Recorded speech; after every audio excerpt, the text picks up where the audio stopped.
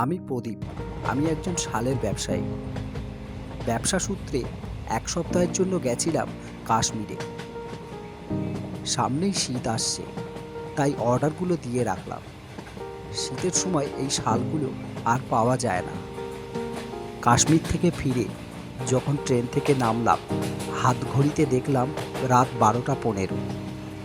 স্টেশনে নেমে দেখলাম চারিদিকটা ঘুটঘুটে অন্ধকার। শুধুমাত্র স্টেশনের এই কোণে আর ওই কোণে দুটো টিম টিম করে আলো জ্বলছে। এই ধ্যারধেরে গোবিন্দপুরে একটাই স্টেশনে একটাই প্ল্যাটফর্ম তৈরি হয়েছে। এই এত গভীর রাতে মনে হয় না যে কোনো অটো রিক্সা পাবো। ঠিক যেমনটা ভেবেছিলাম তাই হলো। আমাকে এবার হেঁটে বাড়ি যেতে হবে। চারিদিক শুধু অন্ধকার আর অন্ধকার, না কোনো টোটো না কোনো অটো। কিছু না ভেবে অন্ধকার রাস্তা ধরে হাঁটতে শুরু করলাম। রাস্তা তো পুরো জলে ভর্তি। মনে হয় কিছুক্ষণ আগে বৃষ্টি হয়েছে। এখন অবশ্য বৃষ্টি পড়ছে না। যাই হোক, আমাকে এখন তো বাড়ি যেতেই হবে। স্টেশন থেকে বাড়ি ফিরতে আমার মোটামুটি ৩০ মিনিট সময় লাগে। অলরেডি ৫ মিনিট হেঁটে ফেলেছি। কিছুটা পথ যেতেই সামনে দেখলাম একটা টোটো দাঁড়িয়ে আছে। টোটোটা সামনে দেখে মনে যেন বিয়ের সানাই বেজে উঠল।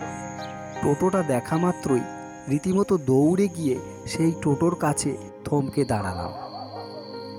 টোটো এখানে, কিন্তু টোটোওয়ালা কোথায় গেল? এই টোটোটা কার? আশেপাশে কেউ আছেন? এই তো দাদা, কোথায় যাবেন? তেঁতুল বাগানে যাবেন? হ্যাঁ, আপনার জন্যই তো অপেক্ষা করছিলাম। মানে? মানে আমি ওই দিকেই তো যেতাম, তাই বললাম। তবে তার আগে দুটো কাজ আমার আছে। রাস্তায় কিন্তু ২ মিনিটের জন্য আমাকে দাঁড়াতে হতে পারে। যদি রাজি থাকেন তো ওঠেন। এত রাতে কোথাও তো কিছুই নেই। এই একটা মাত্রই তো টোটো দেখলাম। আর উনি যদি রাস্তায় ২ মিনিট দাঁড়াবে, এমনিও তো আমাকে হেঁটে বাড়ি যেতে হতো। ঠিক আছে, উঠেই পড়ি। হ্যাঁ দাদা, চলুন, কোনো সমস্যা হবে না আমার। আচ্ছা দাদা, তেঁতুল বাগানের কোথায় থাকেন আপনি? আমিও তো ওখানে থাকি, কিন্তু কোনোদিন আপনাকে দেখিনি তো। ওই যে দেখবেন, তেঁতুল বাগানের শেষ মোড়ে একটা টিনের বাড়ি আছে। ওই বাড়িতেই আমি থাকি। কিছু দূর যেতে না যেতে একটা ঢ্যাঙা লম্বা লোক হাত বাড়িয়ে টোটোটাকে দাঁড় করালো। এই হলো, আমাকে ওই তেঁতুল বাগানের মোড়ের মাথায় ছেড়ে দিতে পারবি? হ্যাঁ কাকা, কেন পারবো না? আসো, বসো।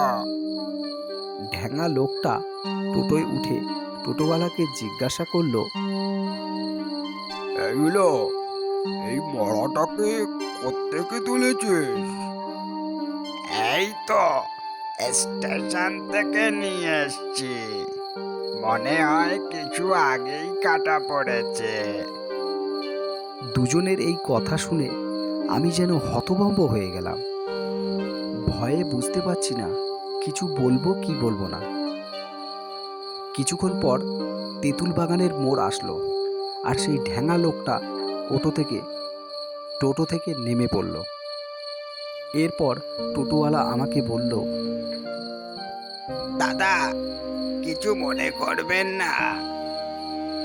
আসলে রাতের বেলা আমাদের যাওয়া আসা করতে হয় তো, তাই আর কি এদের সাথে একটু চেনা পরিচয় করে রাখতে হয়।